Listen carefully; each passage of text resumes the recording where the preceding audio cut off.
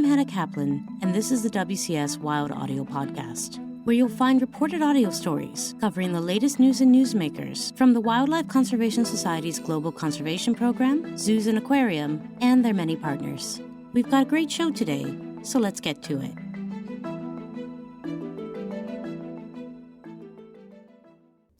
Many New Yorkers have great memories of the Bronx Zoo's World of Darkness.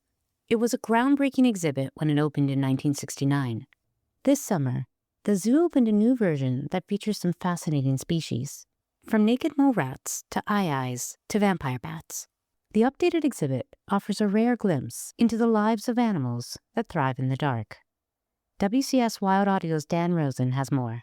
We have 25 species in 21 different habitats. This is Keith Lovett. I'm Keith Lovett, Vice President and Director of Animal Programs for WCS and Bronx Zoo. Keith recently walked WCS Wild Audio through the Bronx Zoo's World of Darkness exhibit, which reopened earlier this year for the first time since 2009. On the tour, he spoke about the unique group of species visitors can see.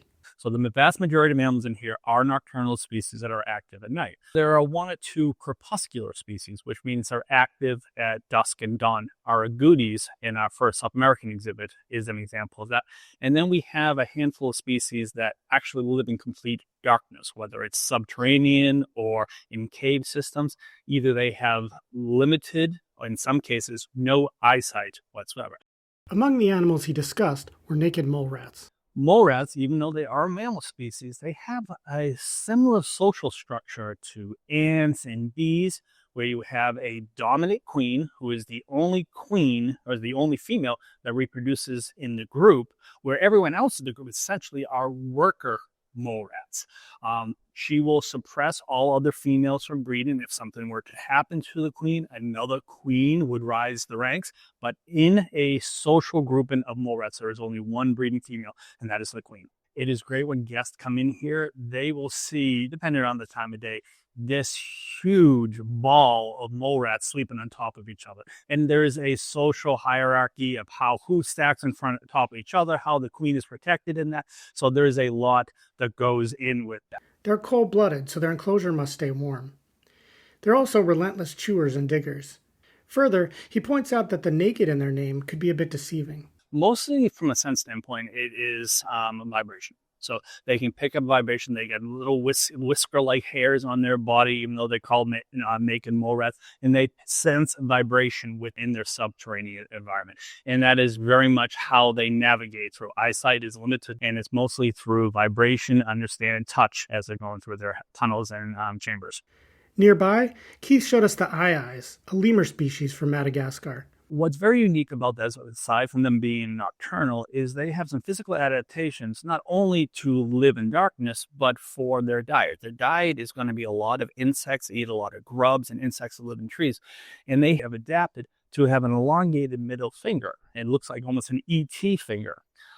What that finger is used for is they tap wood and logs to lisp or hollowness behind it. So if they don't hear, they hear a cavity behind it, they will use their very strong bottom incisors to actually gouge open the tree to get to the insects inside.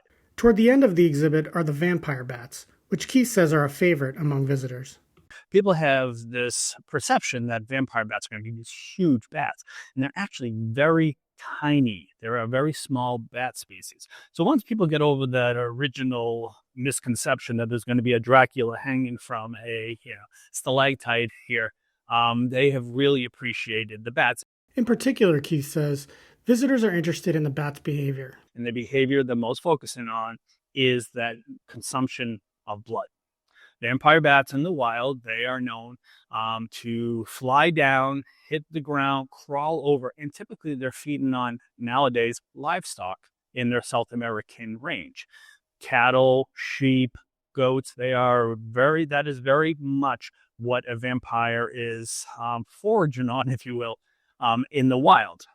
They have incredible sense of being able to detect blood vessels under the skin of their prey. In this case, it's usually livestock. They crawl on top of them. They can detect where there is a blood supply underneath the skin. They use their canine teeth to pierce the skin and actually able to drink the blood from an animal. Typically, they're not going to cause any harm to the animal. They're a small bat. They're not going to be consuming large amounts of blood. So it is a very interesting situation. Like the other bat species in the exhibit, they rely on echolocation to navigate in the dark.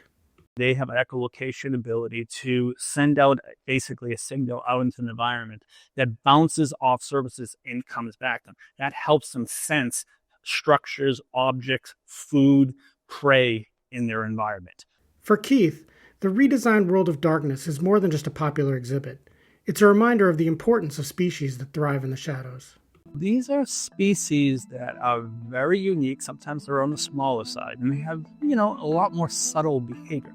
People are taking their time, really being patient, and as a result of that, they're getting a great experience when they walk through World of Darkness. So leave yourself plenty of time to walk through. For WCS Wild Audio, I'm Dan Rosen. Today's episode was produced and reported by Dan Rosen, with help from Hannah Kaplan and Nat Moss.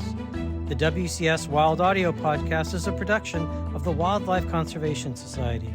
Stay tuned for our next episode, and don't forget to follow, rate, and review the show wherever you get your podcasts.